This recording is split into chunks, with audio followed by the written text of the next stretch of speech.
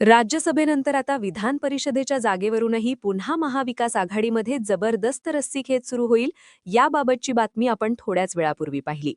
उद्धव ठाकरेंचा विधान परिषदेचा कार्यकाळ आता संपतोय आणि त्यासंगी पुन्हा ठाकरेंनाच पाठवावं अशी ठाकरे सेनेची इच्छा आहे. पण इच्छा कितीही असली तरी महाविकास आघाडीतील इतर दोन पक्ष अजूनही फारसं काही याबाबत सकारात्मक बोलायला तयार नाहीयेत. आणि याच वेळेला आता महाराष्ट्राच्या राजकारणामध्ये एक भलतीच आणि अगदी अजब अशी चर्चा सुरू झालीय. ही चर्चा म्हणजे ठाकरेंना आता विधान परिषदेची आमदारकी मिळवून देण्यासाठी एकनाथ शिंदे मदतीला धावणार आहेत. फक्त शिंदेंची एक अट पूर्ण करावी लागणार आहे. पण मग असं होऊच कसं शकतं? अशी चर्चा नेमकी का आणि कशी सुरू झाली आणि हे संभाव्य समीकरण नेमकं काय असू शकतं, सगळं पाहूयात या व्हिडिओच्या माध्यमातून. लगेच व्हिडिओला सुरुवात करूया. सुरुवातीला एक महत्त्वाची आठवण, तुम्ही जर अजूनही आमचं चॅनल सबस्क्राईब केलं नसेल तर ते जरूर करा. राज्यामध्ये आता विधान परिषदेच्या आमदारकीवरून पुन्हा रस्सीखेच सुरू होणार आहे. उद्धव ठाकरेंच्या नावासाठी ठाकरे सेना प्रचंड आग्रही असतानाच आता राज्यामध्ये मी मगाशी म्हटलं त्याप्रमाणे भलत्याच चर्चा सुरू झाल्यात. या चर्चा म्हणजे उपमुख्यमंत्री एकनाथ शिंदेंना माजी मुख्यमंत्री उद्धव ठाकरे फोन करणार आहेत. विधान परिषदेच्या आमदारकीसाठी एकनाथ शिंदे ठाकरेंना मदत करणार आहेत आणि राज्यामध्ये एक वेगळंच नवं समीकरण बनणार आहे. आता या चर्चा नेमक्या कशा सुरू झाल्या? तर एकनाथ शिंदेंचा बालेकिल्ला असलेल्या ठाणे शहरातील शिवसेनेचे खासदार नरेश मस्के यांनी उद्धव ठाकरेंचा उल्लेख करत काही विधानं केली. माजी मुख्यमंत्र्यांच्या पक्षाला आमची मदत लागू शकते, असं मस्के म्हणाले. उद्धव ठाकरेंना विधान परिषदेमध्ये मदत पाहिजे असेल तर त्यांनी एकनाथ शिंदेंशी संपर्क साधावा, असं आवाहन मस्केंनी केलं. शिंदेंनी शरद पवारांना राज्यसभेसाठी मदत केली, तशीच ठाकरेंनाही करू, पण अगोदर त्यांनी म्हणजेच ठाकरेंनी शिंदे साहेबांना फोन करावा, असं मस्के म्हणालेत.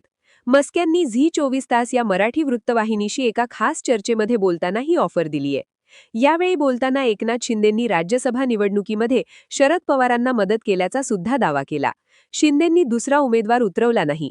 शरद पवारांना राज्यसभेवर पाठवण्यासाठी सुप्रिया सुळेंनी शिंदेंना फोन केला होता आणि त्या पद्धतीने शिंदेंनी मदत केली, असं मस्केंनी म्हटलंय. याचाच संदर्भ देत मस्के पुढे म्हणाले की ठाकरेंना विधान परिषदेमध्ये मदत पाहिजे असेल तर त्यांनी एकनाथ शिंदेंसोबत संपर्क करावा. शिंदेंचं मन मोठं आहे, पण ठाकरेंनी आधी फोन तर करावा, असं मस्के म्हणतायत. आणि मस्क्यांच्या या विधानापासूनच या सगळ्या उलटसुलट चर्चा आता सुरू झाल्यात. बघा, विधान परिषदेच्या 9 जागा या मे 2026 रोजी रिक्त होणार आहेत. निवडणूक आयोग एप्रिलमध्ये निवडणूक कार्यक्रम जाहीर करणार आहे. महायुतीकडे सुमारे 235 आमदार आहेत आणि त्यामुळे ते 8 जागा हे सहज जिंकतील, अशी आकडेवारी सांगते. पण दुसरीकडे महाविकास आघाडीकडे फक्त 46 आमदार आहेत. त्यामुळे ते फक्त 1 जागा जिंकण्याची शक्यता आहे किंवा त्यांना फक्त 1 जागा मिळण्याची शक्यता आहे. त्यातही ठाकरेंना उमेदवारी हवी असल्यास काँग्रेस आणि राष्ट्रवादीला त्यांना गळ घालावी लागेल.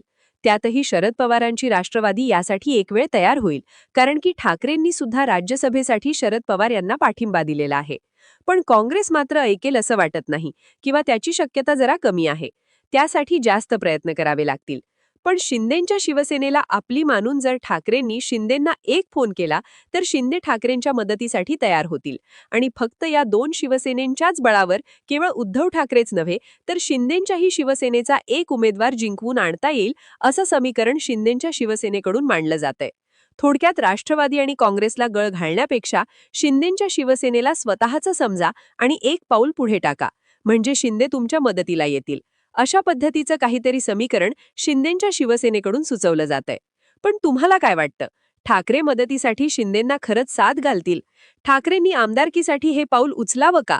आणि याचा खरंच ठाकरेंना फायदा होणार का? तुम्हाला याबद्दल काय वाटतं ते आम्हाला कमेंट करून नक्की सांगा. आणि असेच राजकीय व्हिडिओ सर्वात अगोदर बघण्यासाठी आपल्या ठळक बातम्या YouTube चॅनलला सबस्क्राईब नक्की करा. धन्यवाद.